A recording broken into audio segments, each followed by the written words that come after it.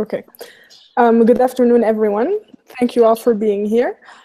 Today we will be holding a webinar about the effect of fasting on work performance during Ramadan for Muslims.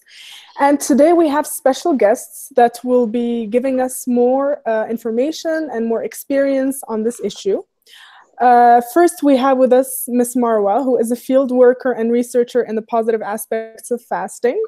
We have Ms. Mihad, who is a journalist, and will talk to us about the negative aspects of fasting while working.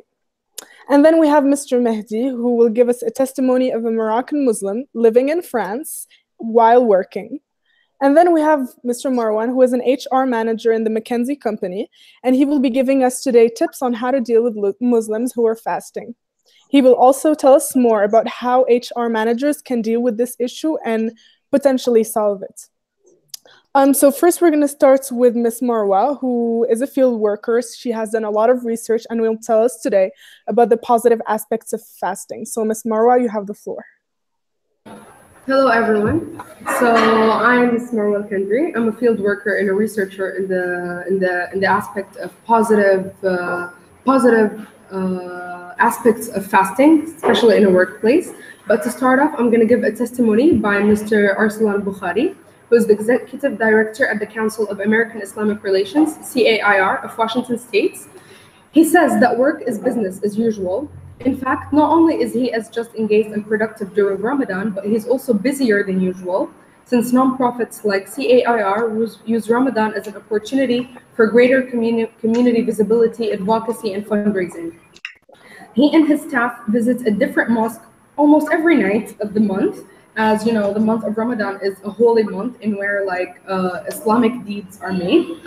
And sharing the iftar meal, iftar basically is the meal that a person fasting breaks the meal with. So it's called iftar. He shares the iftar meal with different groups and conducting outreach activities like voter registration and volunteer recruitment. Basically, for Mr. Arslan, Ramadan proves to be a hectic but rewarding time, personally and professionally. Bukhari also adds that polite questions about the Ramadan observance are always appropriate. As I quote, "A lot of Muslims are eager to share what they're doing." He says, noting that Ramadan is a time when the people in his community are striving to be their best in every way. As I quote, "You'll see a lot of good things come out during that month." So basically, as Muslims know it, Ramadan is a month in where good deeds are pretty much dominant and prevalent. So any Muslim, even though if throughout the year they've done sins or mistakes, they can actually erase those sins during the holy month, according to the Islamic beliefs.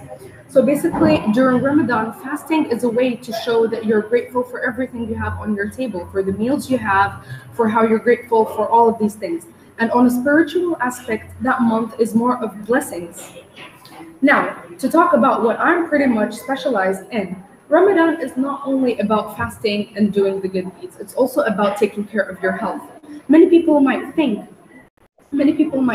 that fasting is going to wreck your body or it's going to exhaust your body and take away your energy. But to the contrary, according to many researchers made by me and other field workers, fasting proves to enhance a body's resistance to stress. And this was a study made by the Journal of Nutritional Biochemistry published in 2005. Another aspect of fasting, a positive aspect, states that fasting increases the growth of new nerve cells in the brain. And this study was made by the Journal of Neurochemistry published in 2002. A third aspect is that fasting significantly enhances growth hormone levels, and that was published by the Journal of Clinical Investigation, which was published in 1988. And that proves how these positive aspects have been shown and have been starting to show since a very long time ago. And the last aspect which I'm choosing to speak about is that how fasting helps get rid of acne. And that was an article called Autophagy, which was published in 2010. So basically, fasting nowadays is not only a way to prove your religious side, it's also a way to get rid of many problems that happen in our body or that occur in a human's body. And that has been proven lately, as many doctors abroad, in America, in Canada, in France, United Kingdom, they actually advocate fasting for many patients. as a way to reward their body and as a way to get rid of the problems that they might have, or at least reduce those problems. Thank you for your time. Okay, so I have a very quick and simple question. Yes. From what you've said, I can personally conclude that fasting doesn't only have to apply to Muslims. So fasting can be done by other people from different ethnicities, different religions, in order for it to benefit their health. Is that correct? Yes, absolutely. It's 100% correct, or at least from my perspective, I would say. When I had a case study to do in the United Kingdom, personally, I was admitted to a hospital due to some personal problems that I've had in my stomach. And one of the things that the doctors have informed me about was that they advised me to go for intermittent fasting. It was like fasting during several stages or according to several periods. And I was pretty much surprised because as a Muslim myself, I've always only thought that fasting was only related to Muslims. But then again, as I've started research and I've started focusing on this field work itself, I've got more surprised to know that fasting was not only limited to Muslims, but it was like for everyone, especially people who are trying to cure themselves from lots of problems in their bodies. Okay, so we're going to take into consideration what you said, and we're going to move to a contrasting view given by Ms. Mihad, who is a journalist, and will talk to us today about the negative aspects of fasting, and then we can enhance more the discussion. So, Ms. Mihad, you have the floor. Thank you very much, Ms. Mihad. You're welcome. Okay, so first of all, I have to say that I totally acknowledge what Ms. Marwa said, and I can only acknowledge the research that she has made, but not everyone experiences it the same way. And abstinence from food and liquids can take a toll on your body if we take into consideration energy levels, focus, or even patience for people who usually, for example, consume caffeine or smoke. They might experience some serious withdrawal episodes. And all of these things that I've mentioned, energy, focus, and patience, are extremely important factors when it comes to the quality of your performance at work. And to be more specific, according to the American Cancer Society, some of these short-term side effects can be headaches, dizziness, lightheadedness, low blood pressure, or even it can also be difficult to perform some simple tasks like operating machinery or driving a vehicle. And throughout my research, I was able to conduct an interview with a school teacher named Khadija Safi. She's a school teacher at New Jersey Public School. And what she says is that fasting during Ramadan can really be demanding on her job. And because not only does she work a full day, but she also has the after-school activities that she has to take care of. So at some point, it does really become physically and emotionally exhausting. Another testimony is of a tech executive named Ala Badr. And he says that one of the most important issues is the issue of sleep, because during Ramadan, prayers only start after 9 p.m. And so he can only function correctly after 10 a.m. in the morning. So what he tries to do is that he tries to schedule important meetings later in the morning when he's most alert. And what both of these people agree on is that work flexibility during that period is really important. And so they both they remind their environment that they will observe that holy day so that they can set their expectations and they can understand their situation so as not to create conflicts. Thank you. Okay. If I may add something. Yes, of course, go ahead. Yes, to what Ms. Mihad has just mentioned. I totally agree with her, especially when she's mentioned the fact that it depends on every person's body. That is true. You can't actually advise someone to go for fasting, especially when they have problems in their bodies already, such as they lack energy, such as if they're anemic, such as if it can happen to be like a person may be limited to many problems in their body, or they may have at least one problem in their body. Of course, I'm not generalizing, but it might happen. And if it does, then you cannot advise that person to fast in order to solve that problem, because he already or she already has that problem within them. So I totally agree with what she said. to an extent, somehow, it does depend on each person's body and how it functions and what does it need. So if the person's body is healthy enough, then you just advise them for fasting because it does indeed resolve lots of problems. If their body is not healthy enough, if it's not strong enough to accept such a thing such as fasting, then you just don't advise them with that. Okay. We'll take your opinion into consideration after I show you certain statistics that we have gathered. We'll first start out by seeing how many people fast in the US. As you can see here, 8 in 10 US Muslims say they fast during Ramadan, and US Muslims, 80% of the US Muslims say yes, that they do fast during Ramadan, which probably means that they benefit from all of these positive aspects that you're saying, and they're also touched by the negative aspects that Ms. Mihad has talked about. If we want to go more in depth, men in this case, only 77% fast, and there are more women than men who fast during Ramadan. This is basically where they are born, whether they are born in the US or foreign born. And after a study that is conducted, we have been able to see that religion is very important to 92% of US Muslims, which is very significant in my opinion. Yes. To others, to 65%, religion is somewhat important, and to 41%, religion is not at all important. So from here, we can see the different disparities between Islam and how people view it, and whether they fast or not, or perform their religious duties, one of them which is fasting. So we have talked about the positive aspects now and the negative aspects. We're going to now move on from an actual testimony, from the experience of an actual Muslim working in France, who will tell us more about how it feels like working in a foreign country while being of a different religion. So, Mr. Mehdi, you have the floor. Yes, thank you, Rian. I would like first to start by a follow-up on what my colleague Marwa said. Actually, I can't approve more what her research made obvious, and I couldn't agree more with what she said. I would only add the fact that for us Muslims, fasting is not only about stopping eating and helping our health, or helping our body get in better shape and in better health. It's also about educating ourselves.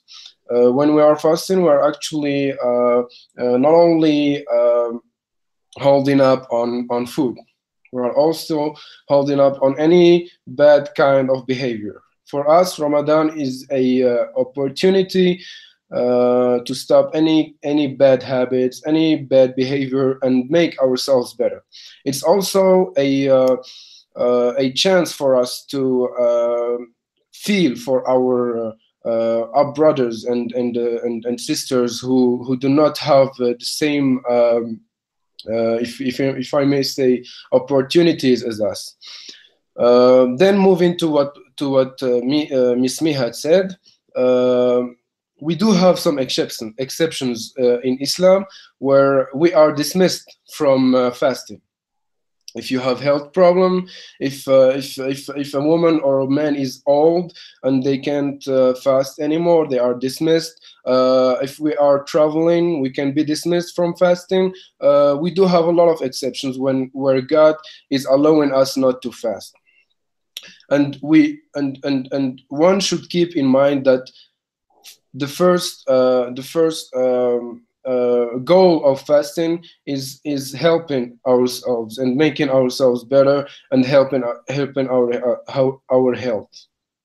Then moving to my own experience, I would like to mention something that we in Arabic and in Islam call barakah, which is kind of, you can say, God's blessing on us, or God helping us.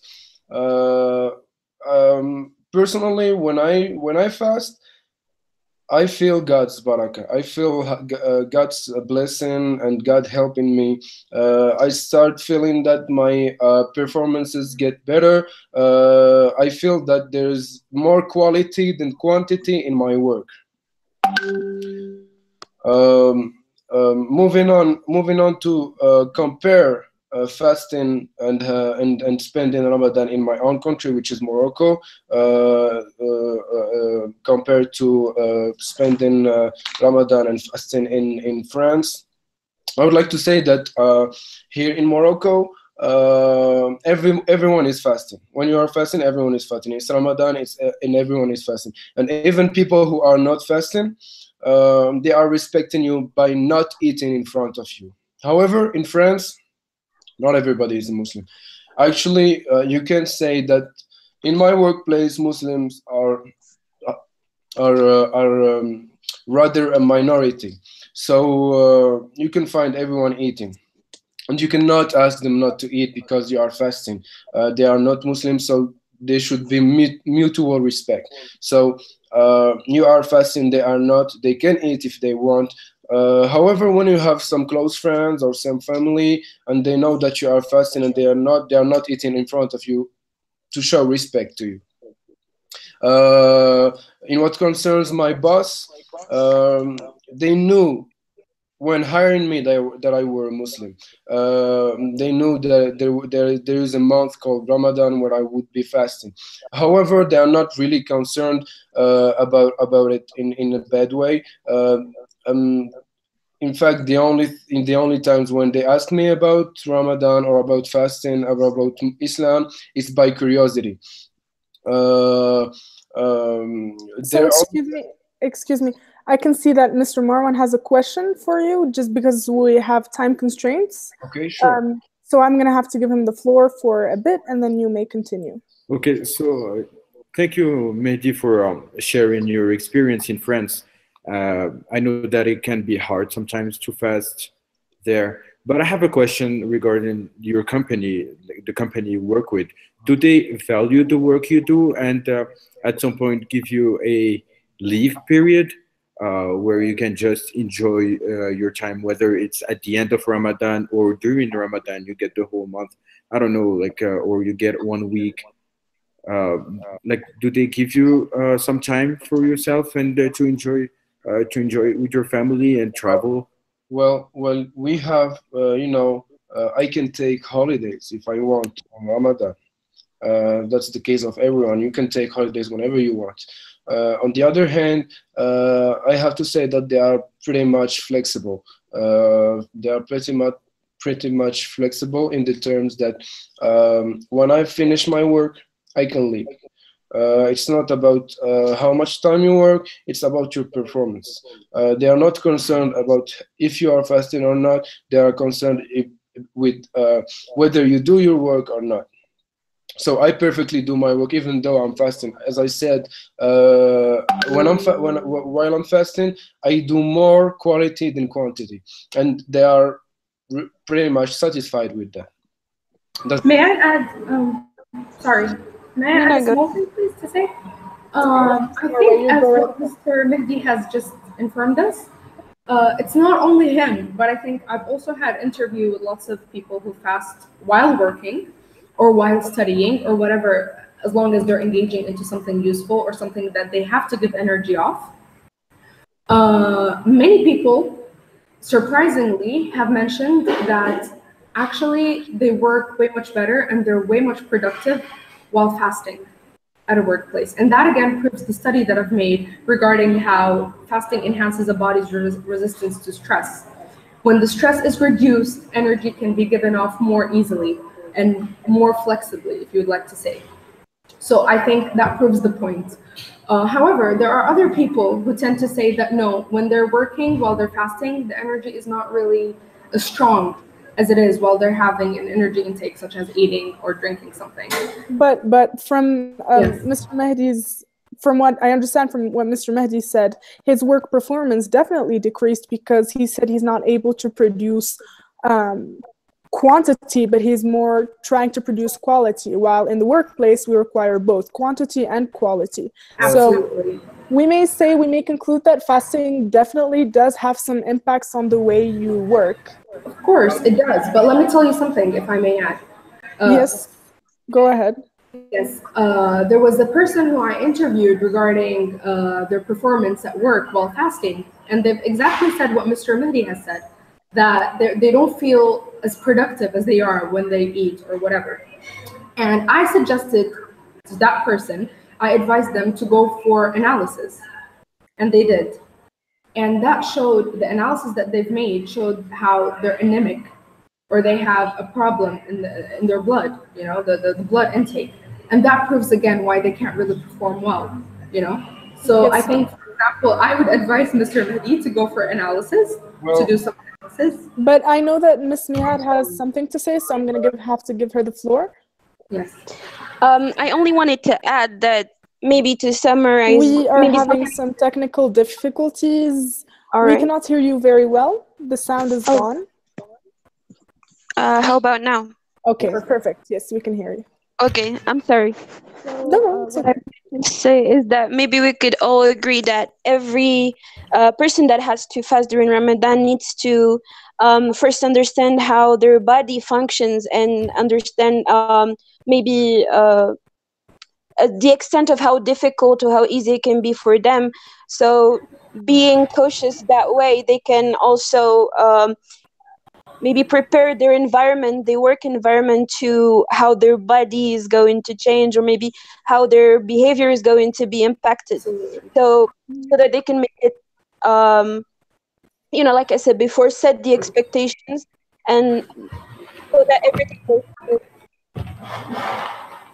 Okay. Yeah. That makes total sense. And from what I can see, Mr. Marwan has more tips on how to work with this and how HR managers have actually dealt with this. So I'm going to have to give him the floor if you all don't have an interjection. Yes, absolutely. Of course. Please. So, Mr. Marwan, you have the floor. Okay, so as an HR director, my duty is to be very flexible, especially during the holy month. And being realistic, fasting for hours is not easy at all. And giving your best at work takes energy. So my solution in our organization, in order to make things easier for people, is to assist these people with very flexible schedules, working schedules, in order to help them preserve their energy and not burn out, because it takes a whole month. It also prevents them from getting angry and yelling at each other, like you talked about something we had, which is people who smoke or drink coffee, who are addicted to that. So it might be very helpful to balance between their schedules. Also, they can start working at 9 or 10-ish in the morning and finish around 3 p.m. So this gives them around 6 hours maximum of work, and they can finally go back home early enough to get some rest and enjoy their time with the family, and getting ready to break the fast. Also, something that is very important is to make sure to assign exhausting tasks in the morning rather than the afternoon, because from my own experience, you always feel fresh in the morning rather in the afternoon, because after being after prohibiting food consumption, you can get really tired, and your energy goes really down. So assigning exhausting tasks in the morning is the best thing we came up with so far. And in the afternoon, we just assign some tasks that are easier to do and faster, so that they can go back home, like I said, and take the time to pray, because it is a month where people get closer to God and everything. So I also relate to what Mehdi said about being working on how did you call it, Mr. Mehdi? quality versus quantity, right? So yeah, people try to do like their best in the morning, but in the afternoon they're just That's too tired to work. that's actually what I wanted to say. Actually, Rim, you misunderstood what I said, in the sense that when I said I do more quality than quantity, I didn't mean that I work less. Just that there's more quality in my work. I mean that the work that might need 1 hour, I do it in half an hour. Yes, but we can all agree that fasting actually decreases your performance. So, in any case, no matter how much work you get done, you will get tired at a certain point because your body is not getting the food intake that it requires it in order to have the energy needed to However, produce I'm sorry, efficient work. but I think what you're saying is limited to. I think what you're wanting to say, or like what you're willing to state, is that what you're saying right now depends on each person's body. Yes. Because there are some people who can work all day long, even if they don't eat anything during fasting. And at a certain time, they would break their fast. So, for example, personally, I would work the entire day without getting tired. I would study as well the entire day without getting tired. And you know, studying actually makes you use your brain more than anything else. And that would never have affected me in a bad way rather than in a good way. I feel like I'm more productive. And when I break my fast, then it's normal. And I also would like to say that the amount of work I do while I'm fasting is the same amount of work I do days I'm not fasting. So I don't my performance does not really go down. It's just that I do the same work in less time. This is interesting to me, I feel like, and probably to Ms. Mihatsu. Yes, you have something to say? Maybe I was just going to point out that since the beginning, we're just,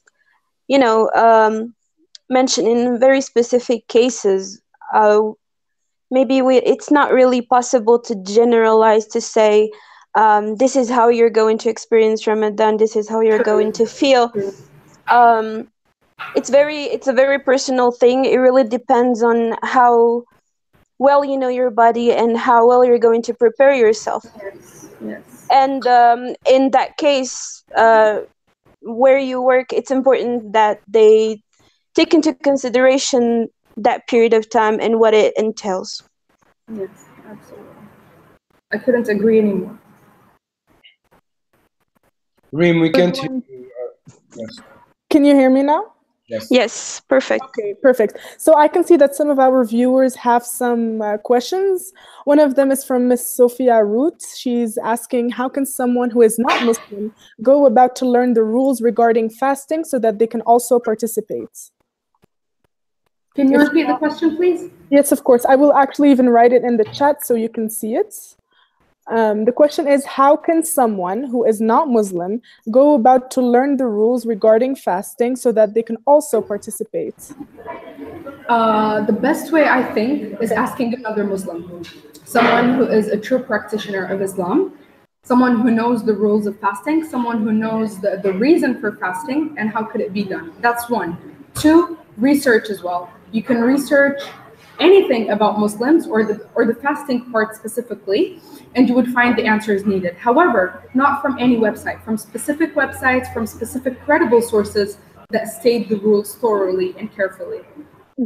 Okay. I think also that YouTube can be very effective in that way. I think there are many people who are Muslim that have made a lot of videos where they explain how things go on. So maybe it's even better because you have a visual, so you can. It's more fun to learn about it. Yeah, social media, I feel like definitely helps if you want to learn more about it, Miss Sophia. We actually have another question from you, which says, how can someone decide what is a good enough problem that will stop a person from fasting? Oh, okay. That's a very good question. I salute you, Mrs. Sophia, for this question. I think there are two ways to know that. If you have a problem that is really tiring you, a good excuse for you not to fast, then I think you can know best. However, if you're in doubt and you need to know whether that problem is a good excuse enough to actually stop you from fasting, then you need to discuss it with a religious person or a man of religion. How we call it in Arabic, sheikh. You consult someone who is specialized in religious problems or religious matters. I think that would be the best way. You can tell. Also, I'm sorry, just to add a little small point. Go ahead. Find such information in religious books, you know, or if you refer to religious discussions. There are many of those on the internet. So yeah, that's a very good question. I also would just like to add something. Usually in the workplace, I feel like Mr. Mehdi said people are open to the fact that you're fasting and that you are having difficulties when it comes to work. So if you can take, for example, like Mr. Marwan said, if you can start work at 9 and be productive in the morning and then in the afternoon go to rest, that would help a lot. But if you are not able to do that, it's difficult to have people understand what you're going through. And since we're kind of running out of time, we're going to entertain another question from Ms. Hajar Belhassan, which actually says that this is very interesting and wants to know about the conditions of work when Muslim people fast. Could they be a reform of the work hours during Ramadan to make it easier for them? And I think Mr. Marwan talked about it. If you could please give us more insight. We don't hear you much. Oh, I'm sorry. All right, I'm sorry. Can you ask the question again? Of course. Ms. Hajar wants to know about the conditions of work when Muslim people fast. Will there be, or could there be, like a reform of the work hours during Ramadan to make it easier for them? For example, like you said, maybe having them work in the morning and in the afternoon rest, go out at 3 p.m., etc. So you would know more, so tell us. Yeah, so that's exactly what I talked about. We try to either divide the hours. So let's say if somebody's gonna start working prefers to start working in the morning and finish around like 1, maybe that would be a good idea. And then some people would work in the afternoon. If you're more productive in the afternoon and you don't want to wake up late, you don't want to wake up early in the morning, like because we know that some people wake up just before the call of the prayer in the early in the morning, like at 4 a.m., right? So that they can eat right before they start fasting. So they stay up really late and they don't want to wake up in the morning. So maybe that would be good if they could start working starting 1 or 2 and then until 5. So that's a good thing. Also, we try to how to call that? Like I told Mr. Mehdi about the leave period. So we try to do that with some people. Some people would enjoy it and some people wouldn't. The only thing that those people who don't enjoy the time, the leave period, they just enjoy the day of the Eid al-Fitr, which is when they like they just celebrate. Yeah, they celebrate the end of the month. Okay, so that was very interesting from your part, and I really hope our work could actually allow us to have these leave hours or leave days. And we have another question from Ms. Sophia again.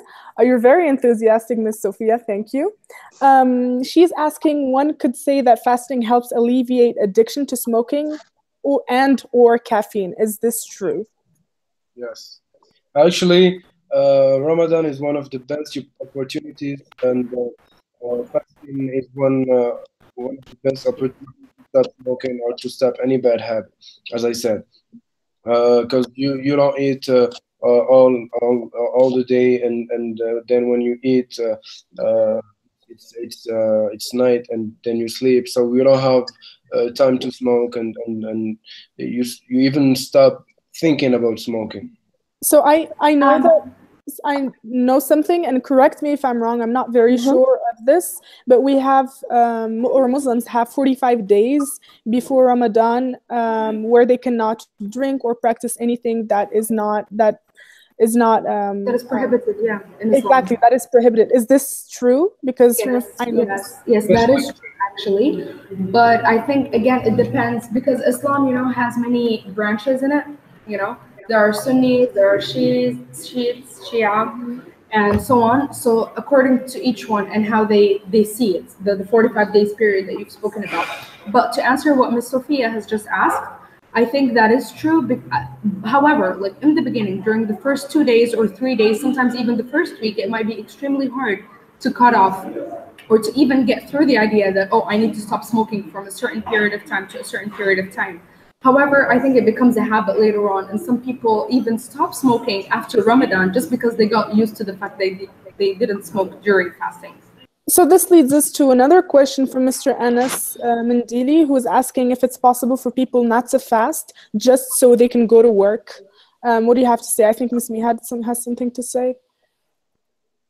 Oh, I think it's a personal choice. But if we're talking about a Moroccan society, then there's definitely social pressure regarding fasting during Ramadan, so it might be difficult. But again, it's a personal choice. I think we should be able to choose whether we would like to do it or not. And if we are so hesitating when it comes to doing it, then if you don't have the conviction to do it, then it's better not to do it at all.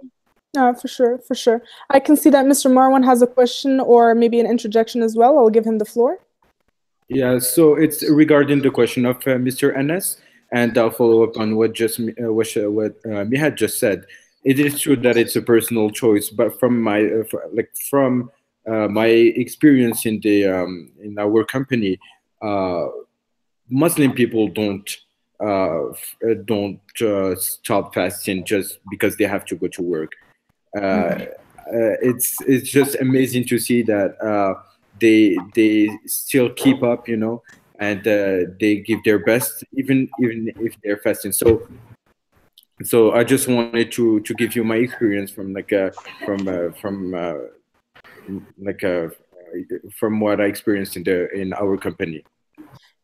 Yes, for sure. It seems like there is a discussion going on about exceptions where people cannot fast, and I think we should answer these questions of, are there any exceptions where Muslims are allowed to break the fast to fulfill certain tasks?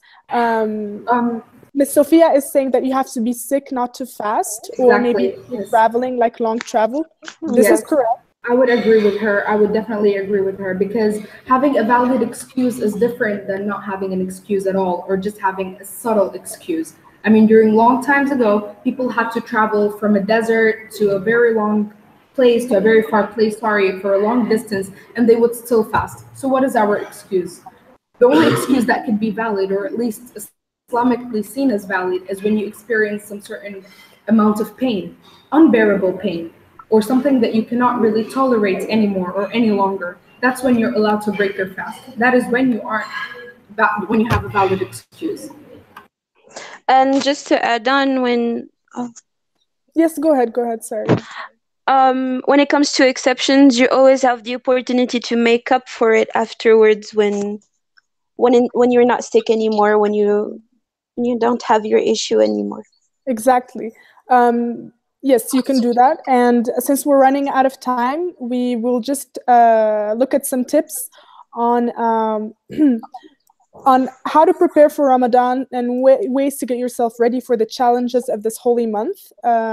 It's going to be shown right now.